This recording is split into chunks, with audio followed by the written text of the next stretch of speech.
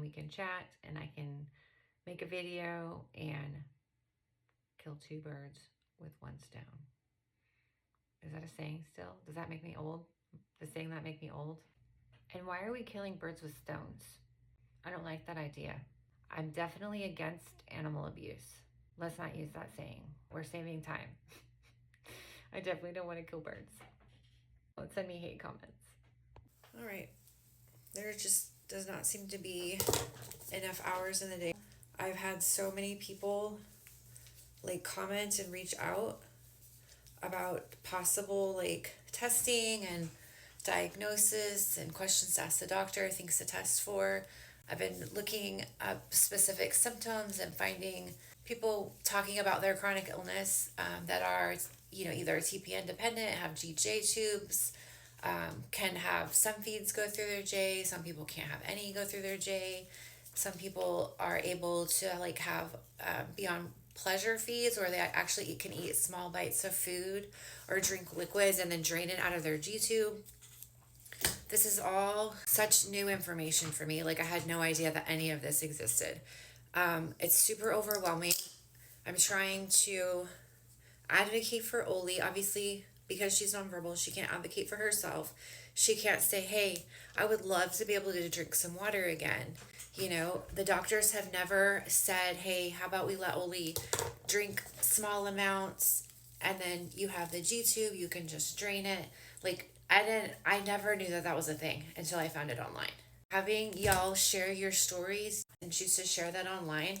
I know that some people, it's controversial, right? What to share, what not to share. People have their opinions. Don't mind me as I burn myself.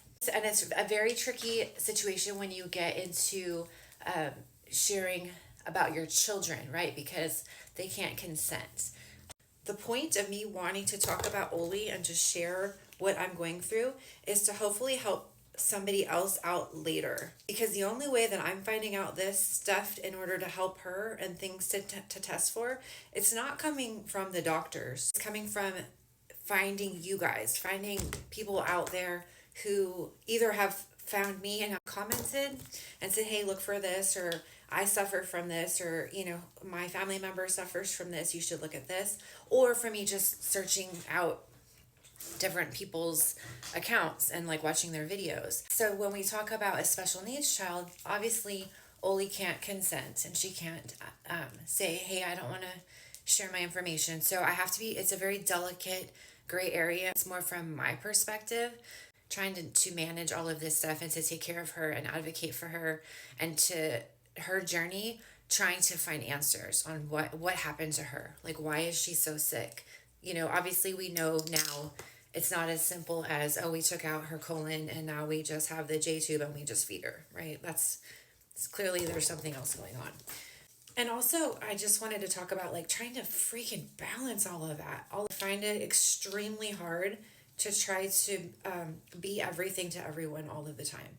I have a commitment to obviously to Oli and all of her just day-to-day needs. I work full-time and I've got, 3 other children. They obviously have and need their own stuff and are in activities, and then I work another job on the weekend, and then there is no other parental involvement for Oli here.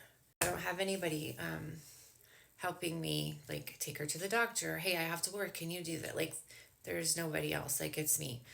I'm finding myself getting very overwhelmed for sure, but like I really struggle with prioritizing and just self-care. I need to be active in order to get all of this stuff out of my head. But you have to take care of yourself, and I find that even more true when you're a full-time caregiver.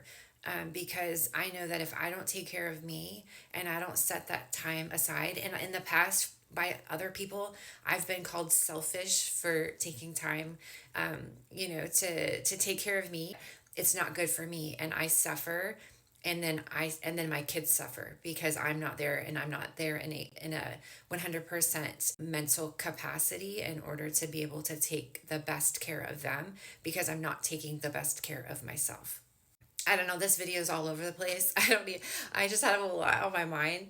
Thank you for sharing. Those of you who share your chronic illness and your journey, that has been invaluable, because I feel like finally for the first time in a year and a half, I have a starting point and something to ask for, how to help her, and how to make her be more comfortable and have a quality of life, because not eating and drinking, that is not a good quality of life for anybody. And I know that people look at her differently, but she is a human being. She's a person. She wants to eat, she wants to drink, and if there's a way that we can do that, I want to do that for her. And the doctors never gave me that as an option. I've been giving her water. She's absolutely in heaven. You should see her face just lights up whenever I give it. And she holds onto her cup like someone's going to steal it from her, because she's like, it could be 6 more months before y'all let me have a drink again. So she has a death grip on that cup. And, for having my God, giving her a Starbucks Frappuccino. I mean, she would just be in heaven. So thank you for everybody who does share their story online. And again, like I said, I know it's a delicate area, and it's about Oli, but it's about me too. It's about just connecting with other people who who are all going through this, this same thing, right? I know I'm not alone, and it's super helpful to connect with other people who are struggling the same way that I'm struggling. So thank you, and keep sharing, because it is helping other people.